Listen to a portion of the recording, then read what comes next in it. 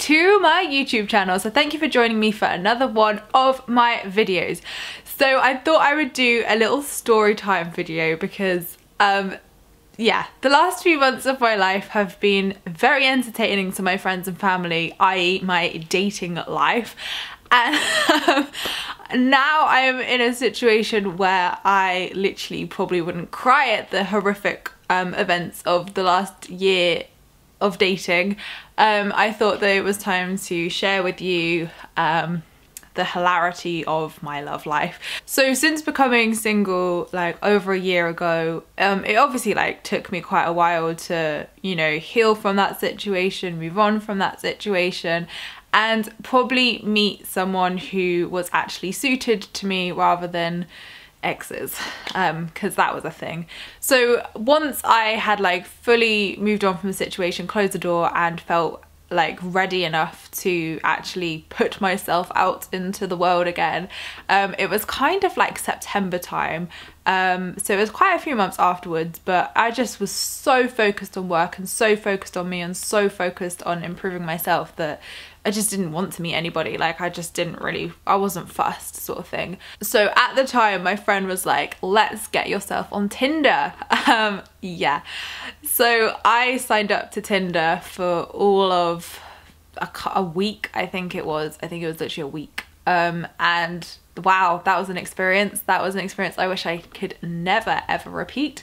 It was frankly really bad, and yeah, there wasn't, should we say, the type of man I'd want to meet on there. Definitely not. And nobody asked me on any dates anyway, because as soon as I said I was self-employed, they were gone. And I think that's something I've really struggled with, like, surprisingly, and everybody's always shocked when I say this, like until last week I had never been on a date in my life. Like no one had ever like asked me on a date. Okay, that's a lie. They had asked me but I didn't accept. So no, I'd never been on like a proper date before. And also like men just don't approach me. Literally, I find it so hard to meet people. And when I was in my old relationship, I was really like, oh, thank God I met someone before like all of this, because, you know, it would have been so hard to meet someone. And like now I've actually faced that situation. It is really hard to meet someone because I can't tell people what I do, first of all. I can't, you know, like literally as soon as you say you're self-employed, you're gonna get one or two things: someone who wants to use you, or like someone who's intimidated, or someone's really gonna like that. So it is so difficult for me to meet men, so difficult. And obviously, you know, because of my line of work, it's difficult for me to open up to guys as well. And you know, I've had my heart absolutely broken in the past, so it's learning to, you know, trust someone again and open up to people. But I've always just like jumped into it and just done it just to do it, I guess. But it has been really difficult to get the confidence to do that and get the confidence to put yourself out there as well. But I don't know, I always kind of just felt that like whenever I went on these dating apps, I was just like, it's not for me. Like I just felt so wrong doing it that I deleted my account like half an hour later. And Tinder was definitely one of them. I then joined like another dating site which was just even worse, and then another dating site which was like for business professionals, and that was just awful. So yeah, the dating websites definitely didn't work for me at all, and it just attracted all the wrong kind of men. And because like all of my photos of me are taken on my nice cameras and look quite professional, shall we say, it just attracted all the wrong people, and they were like, oh my God, you're a model, blah blah blah. And I'm like, no, if only you knew what I actually do. So yeah, I didn't really like dating apps at all. Okay, I've created code names for all of these guys, even though if they watch this, it's gonna be freaking obvious. But right, this is what happened. So in October of last year, I met this guy on Facebook, and he was literally like the most beautifulest man you've ever seen. And I was just like, he can be my husband. I don't really think I thought of the logistics. I was like, yeah, he's fine, he can be my husband. So we got talking and we literally spoke every day for like 4 or 5 months. Like it got really intense, but it was never, I don't know, like looking back, it was never that flirtatious or romantic. I think it was just all part of his game. And you know, it would be kind of me insinuating everything, like me, like, you know, saying like, well, where's this leading to? Like, he would never be the man and actually do it. But he was completely using me for my business because he wanted to like do blogging and YouTube as well. So he was so using me, 100%. But you know what, like, he was actually a really good friend at that time and we got on really well. And also he actually taught a lot about me. I actually want to give this guy some credit. He taught me how to love myself even more and how to have the confidence in myself to go out and actually meet men. So although nothing happened between us, it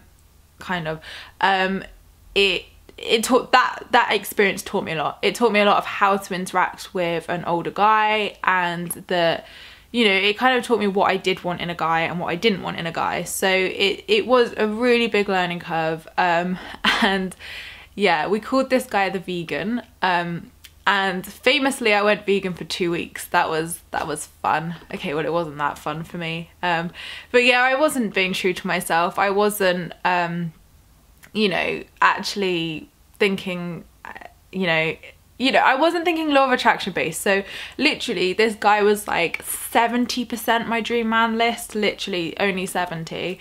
And I think because of his looks, I was just like, yeah, well, that's fine. But it really wasn't fine. So anyway, so I actually asked him out on a date, to which he said no. And then in the end, we still ended up going out for a meal like a couple of months later. But the thing is that my friend was with me, like we were traveling up to London together. So I was like, I can't really ditch her. Like that would be a really shit thing for a friend to do.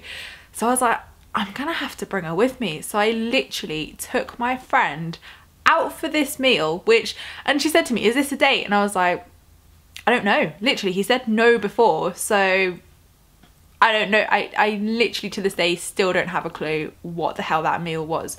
So he took us to this vegan restaurant, which is fine. Like, I have vegan friends, that's fine. But it just made us feel really uncomfortable because we were sat there like, what? Okay. So we went and got our food and then he didn't even eat. That was the best thing. He took us to a vegan restaurant and didn't even eat. So me and my friend were just literally sat there and he spoke about himself for the full 2 hours. Literally didn't ask us any questions, like didn't, you know, it was great to finally meet him, and you know, my best friend being here in this whatever situation it was, but he literally spoke about himself the whole 2 hours. And my friend, like when he went to the toilet, was like, what's the actual, like, she said, you need to get out of here, like he's not even eaten, he's so rude, like he's literally talking about himself. And I was like, yeah, this is really, really, really bad, isn't it? So we kind of established that it definitely was not going to progress to anything. So after that non-date, non-eating meal thing, I was like, yeah, no, I definitely need to like walk away from this. This is so wrong for me. This is definitely not what I wanted. And this is so, so, so weird that I've just taken my friend with me. And yeah, it was kind of odd. And then he didn't message me the next day. I actually messaged him. But what happened the night before was even funnier, I think. So that was the vegan. Like I said, I want to give him some credit. He did teach me a lot about myself and a lot about spirituality as well. So I was really grateful for that. But he was a bit of a twat. So after that, me and my friend went out for drinks in London, and we went to this bar in, oh God, I literally can't remember. It was near Canary Wharf, I reckon. It was somewhere central in London, and it was full of bankers. As soon as we walked in, we were like one of the only women there, and it was like all these men in suits, all these older men, and literally the looks we got as we walked in, like we were so like, you know, I was probably just in a nice blouse like this, like nothing was on show, and you know, we weren't looking flawless and like drop dead gorgeous, you know what I mean? We were just wearing normal clothes, and the looks we got from these men were literally vile. Like I'm pretty sure Amanda definitely said something to them, and I was just looking at them like, oh, stop looking at me, ah! Like I get so defensive when men look at you like a piece of meat, honestly. Not good. So that was a brilliant start to the evening. And anyway, we went to the bar and got some drinks, and these two guys were stood at the bar and they gave us their seats, which was really nice of them. So we got talking to them, and they were absolutely wasted, absolutely wasted. And for some reason his friend went off, and then we'll call this guy the Australian guy. So the Australian guy was talking to me, and he was literally so drunk. His legs were literally, I was in hysterics. His legs were doing things his upper half were not doing. He was that drunk, and we just got talking, and it actually turned out we had a mutual friend, which was like super weird because we just walked into this bar in London and we actually know someone. So we talked about that for a bit and just like got talking, and it was kind of that sense of, why is this man still here? Like, this is weird. We've now adopted this man into our drinking like group, and now we're having conversations. So we got onto the conversation of the vegan and what had just happened, and he was like, I can't believe men don't approach you. Standard guy talk. I can't believe that you're single. I can't believe that, you know, all the shit men say. And I was just like, yeah, I just don't get it. I don't get why like men are so intimidated by me, and like I don't get why they don't want to know. Like, I just don't get it. So then he started like pitching himself, saying like, you know, I'm your dream man. Like, yeah, I'm taller than you, and like literally, yeah, it got quite intense. He was just like, let me take you out on a date, and I was like, you're 37. No, literally no. That is well over my age limit, well over. And yeah, he was a bit weird, and he was just like, yeah, I used to take all these drugs and blah blah blah blah blah, and he wasn't selling himself, put it that way. He definitely was not selling himself. And Amanda just like started vetting him out. So she was like, are you single? Are you on dating apps? And he was like, no. Well, he said, yes, I'm single. No, I'm not on any dating apps. Like, you know, I just want to find my wife. Basically saying everything Muggins wanted to hear, right? So it got to the point, and he was like, let me take you out on a date then. And then the worst thing was, I was like actually gonna say yes. I was like, do I really have any better options right now than this drunk 37-year-old Australian man who takes drugs? I was like, oh god. I just like sat there really awkward, like, what do I say, what do I say? So anyway, he just like buggered off. Like, he didn't ask for my number, he didn't like even ask like about the date. He just literally buggered off because he was so drunk. And I literally remember he was staring at a wall for 10 minutes, and me and Amanda were just pissing ourselves because he was just stood at like staring at this wall after God knows what had just happened.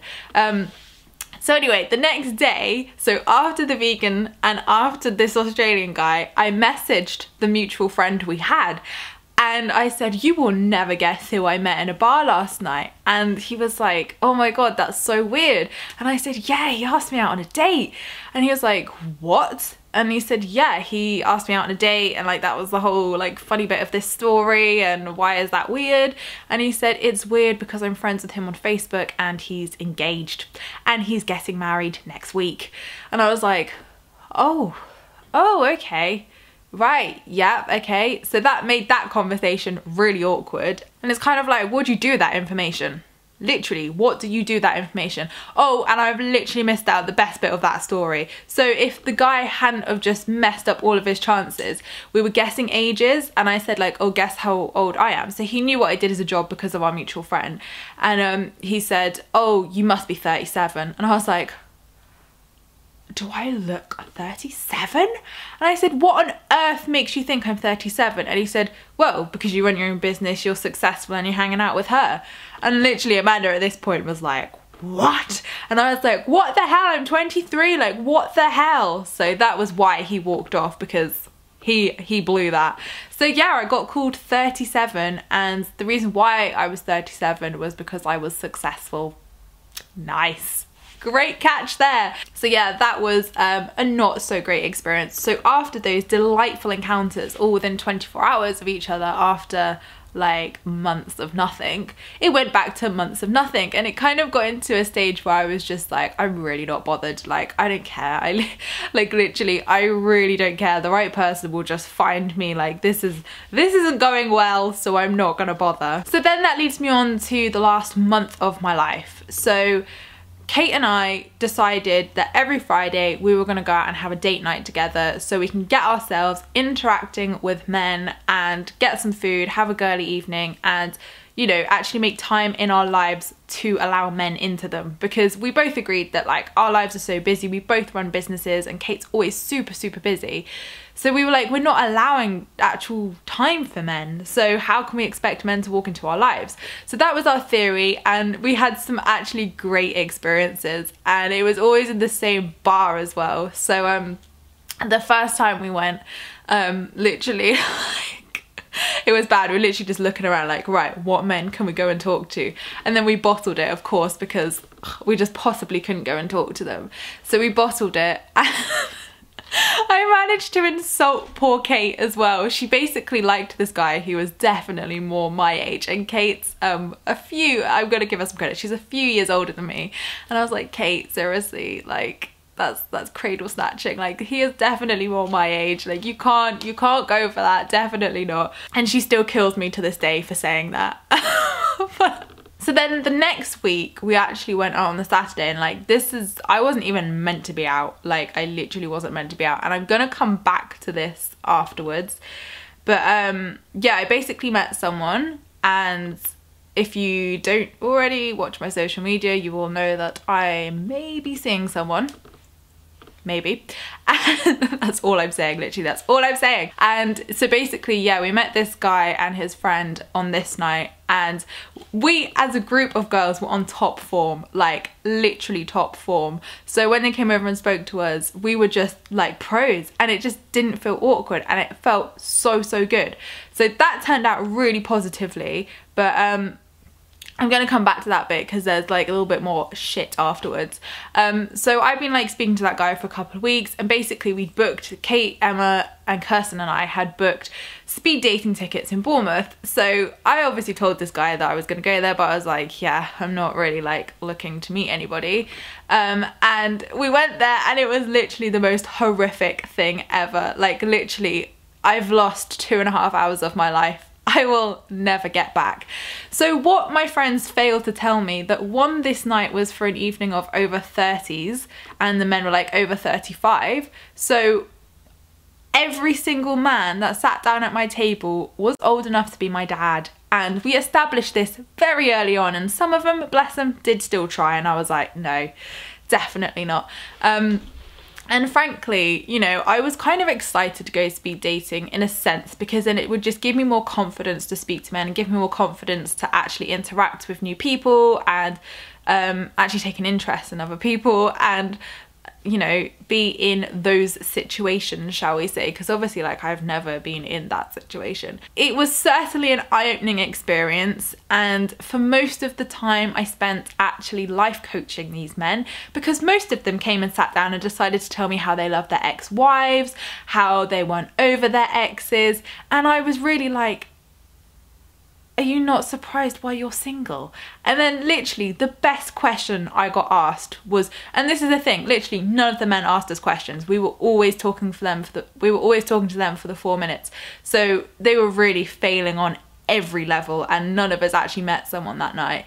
Well, I definitely didn't. And there's one guy who was like the cockiest guy in the room, like he literally thought he was Pierce Brosnan or something, like waltzed in like James Bond, sat down. We established very early on that there was nothing there because he was an absolute twat and he was old enough to be my dad.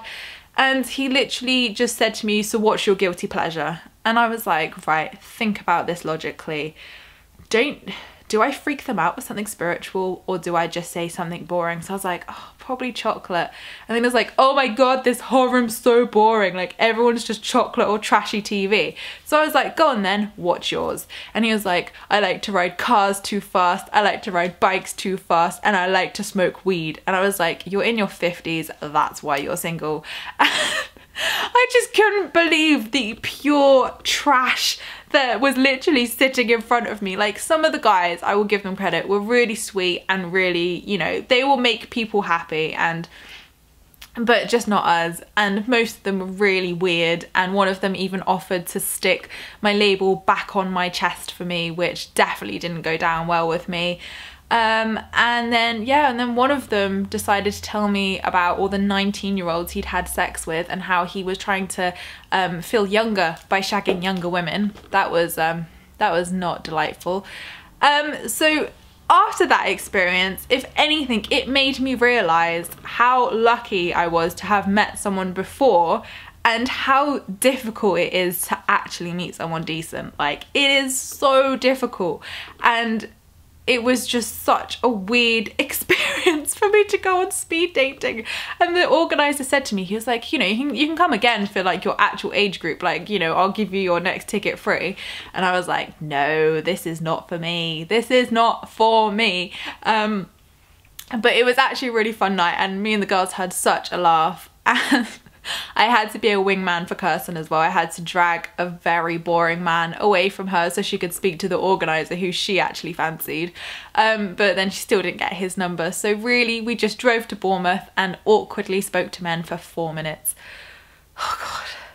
Literally, it was horrible. I never ever want to do that again. Like, do not go to speed dating. It's a trap. Don't do it. It was horrible. And just, they were just so, oh God. But one guy was really sweet. One guy said to me that I was the beautifulest girl in the room, and I literally thought, how many girls have you said that to? How many times you said that tonight? But yeah, the age thing just killed everything straight away, which was absolutely fine by me because I was not there to do anything. And I literally said, like, I'm going for the free food, and there was no food there. So it just basically cost me £20 to go and interact with men who I didn't really want to interact with. Woo! So to leave this all on a positive, because I feel like this has just been disaster after disaster. Like I said, I did actually meet someone a couple of weeks before, and I've been seeing them for like 3-4 weeks now. So that's going really well. That's a really big positive. So out of all of that, this is really positive. I have gone on my first official date. It was amazing, and he's such a super lovely, like, lovely guy. And all of this has made me realise that when you like meet a good guy, like, don't fuck about. So yeah, that's my situation at the moment. And yeah, it's interesting to like obviously adapt to it all and learn to learn to open up and trust someone and just have fun as well. Like that's one thing I've had to learn, like not to be so serious all the time and to just let what will be. But yeah, so that's been the last year of my life. I mean, it's just embarrassing really, but now I'm not embarrassed because it's fine. But yeah, people don't believe me when I say that men do not come up to me. They do not approach me. They do not, like, I just must have like a repellent or something. But luckily this guy is not repelled, which is a good thing. But I just must have like a repellent to weird men, which is a good thing. That's a really good thing actually. So anyway, I hope this has provided you with some light-hearted entertainment to brighten up your day. And remember that if you are dating, it gets better. That's why I want to say one day someone will come along and it won't be horrific dates. It will be a good date. But yeah, dating's quite new to me and it's been an eye-opener and I've learnt loads, but yeah, there's been some bad ones in my time. So thanks guys for watching my video. Appreciate all your views and likes. Don't forget to subscribe if you're new here because I would love to see you again soon, and I will see you in my next video, which will be next week. And the next 2 videos are going to be my Greek videos because I am off to Greece on Wednesday. So I'm so excited and I can't wait for you to see it, and I just can't wait to relax and have a holiday. Yes. Lots of love guys.